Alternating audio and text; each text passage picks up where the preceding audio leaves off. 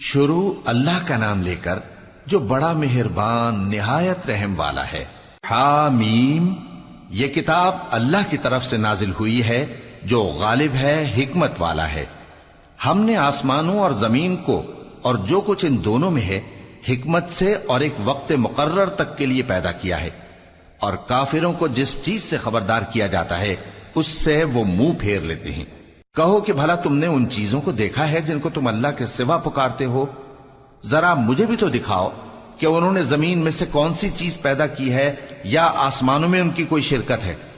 اگر سچے ہو تو اس سے پہلے کی کوئی کتاب میرے پاس لاؤ، یا تمہارے پاس علم انبیاء میں سے کچھ ہو تو اسے پیش کرو۔ اور اس شخص سے بڑھ کر کون گمراہ ہو سکتا ہے جو ایسے کو پکارے جو قیامت تک اسے جواب نہ دے سکے اور ان کو ان کے پکارنے ہی کی خبر نہ ہو۔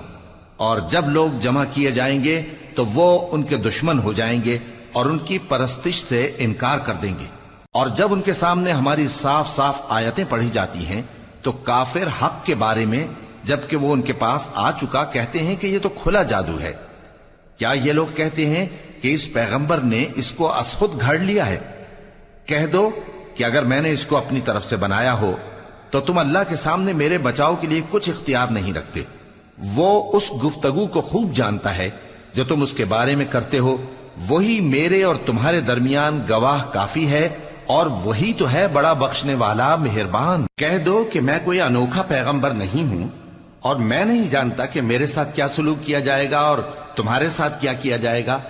میں تو اسی کی پیروی کرتا ہوں جو مجھ پر وہی آتی ہے، اور میرا کام تو علانیہ خبردار کرنا ہے۔ کہو کہ بھلا دیکھو تو اگر یہ قرآن اللہ کی طرف سے ہو اور تم نے اس سے انکار کیا، اور بنی اسرائیل میں سے ایک گواہ اسی طرح کی ایک کتاب کی گواہی دے چکا اور ایمان لے آیا، اور تم نے سرکشی کی، تو تمہارے ظالم ہونے میں کیا شک ہے؟ بے شک اللہ ظالم لوگوں کو ہدایت نہیں دیتا۔ اور کافر مومنوں کے متعلق کہتے ہیں کہ اگر یہ دین کچھ بہتر ہوتا تو یہ لوگ اس کی طرف ہم سے پہلے نہ دوڑ پڑتے، اور جب وہ اس سے ہدایت یاب نہ ہوئے تو کہیں گے کہ یہ تو پرانا جھوٹ ہے۔ اور اس سے پہلے موسیٰ کی کتاب تھی، لوگوں کے لیے رہنما اور رحمت، اور یہ کتاب عربی زبان میں ہے اس کی تصدیق کرنے والی، تاکہ ظالموں کو خبردار کرے اور نیکوکاروں کو خوشخبری سنائے۔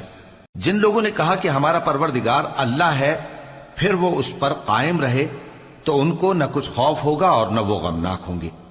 یہی اہل جنت ہیں کہ ہمیشہ اس میں رہیں گے، یہ اس کا بدلہ ہے جو وہ کیا کرتے تھے۔ اور ہم نے انسان کو اس کے والدین کے ساتھ بھلائی کرنے کا حکم دیا، اس کی ماں نے اس کو تکلیف سے پیٹ میں رکھا اور تکلیف ہی سے جنا، اور اس کا پیٹ میں رہنا اور دودھ چھڑانا 2.5 برس میں ہوتا ہے، یہاں تک کہ جب وہ پختہ عمر کو پہنچ جاتا ہے اور 40 برس کا ہو جاتا ہے تو کہتا ہے کہ اے میرے پروردگار، مجھے توفیق دے کہ تو نے جو احسان مجھ پر اور میرے ماں باپ پر کیے ہیں ان کا شکر گزار بنوں، اور یہ کہ نیک عمل کروں جن کو تو پسند کرے، اور میرے لیے میری اولاد کو نیک بنا دے۔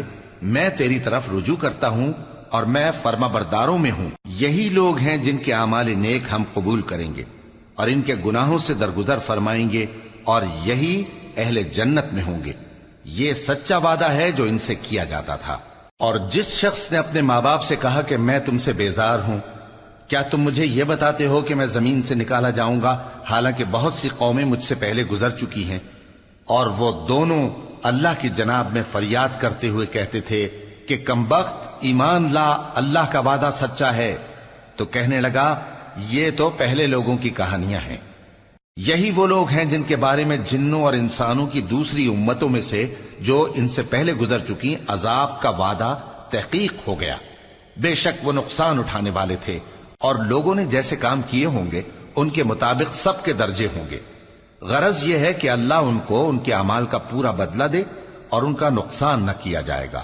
اور جس دن کافر دوزخ کے سامنے کیے جائیں گے تو کہا جائے گا کہ تم اپنی دنیا کی زندگی میں لذتیں حاصل کر چکے اور ان سے لطف اندوز ہو چکے، سو آج تم کو ذلت کا عذاب دیا جاتا ہے۔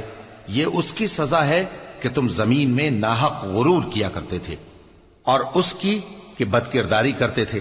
اور قوم عاد کے بھائی ہود کو یاد کرو کہ جب انہوں نے اپنی قوم کو سرزمین احقاف میں خبردار کیا، اور ان کے آگے اور پیچھے سے خبردار کرنے والے گزر چکے تھے کہ اللہ کے سوا کسی کی عبادت نہ کرو مجھے تمہارے بارے میں بڑے دن کے عذاب کا ڈر لگتا ہے۔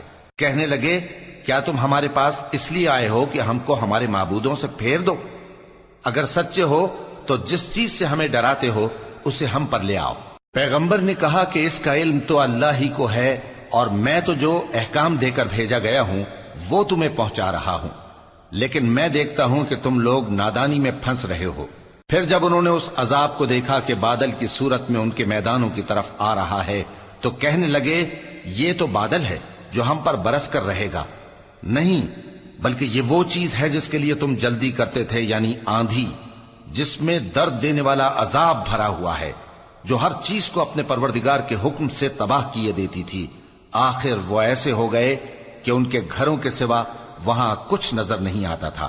گناہگار لوگوں کو ہم اسی طرح سزا دیا کرتے ہیں، اور ہم نے ان کو ایسا اقتدار دیا تھا جو تم لوگوں کو نہیں دیا، اور انہیں کان اور آنکھیں اور دل دیے تھے، تو چونکہ وہ اللہ کی آیتوں سے انکار کرتے تھے اس لیے نہ تو ان کے کان ہی ان کے کچھ کام آ سکے اور نہ آنکھیں اور نہ دل، اور جس چیز کا وہ مذاق اڑایا کرتے تھے اسی نے ان کو آ گھیرا۔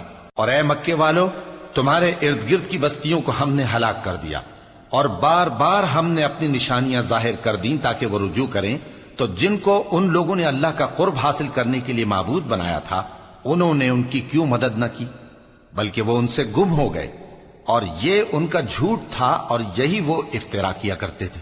اور وہ وقت قابل ذکر ہے جب ہم نے جنوں میں سے کئی شخص تمہاری طرف متوجہ کیے کہ قرآن سنیں، تو جب وہ اس کو سننے حاضر ہوئے تو آپس میں کہنے لگے کہ خاموش رہو۔ جب پڑھنا ختم ہوا تو وہ اپنی برادری کے لوگوں میں واپس گئے کہ ان کو خبردار کریں۔ کہنے لگے کہ اے قوم، ہم نے ایک کتاب سنی ہے